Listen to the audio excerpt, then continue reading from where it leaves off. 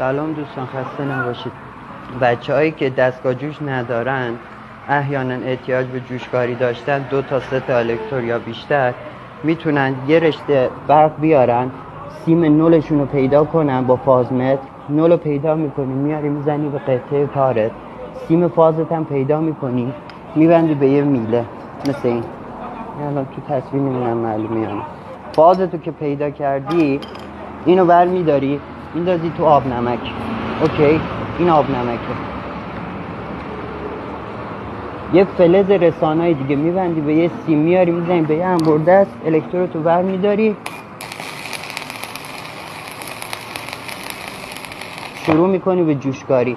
این داستان جوشکاری تا که میتونه ادامه پیدا کنه؟ اگه سیماتون قوی باشه، برقتون قوی باشه، هیچ مشکلی پیش نمیاد.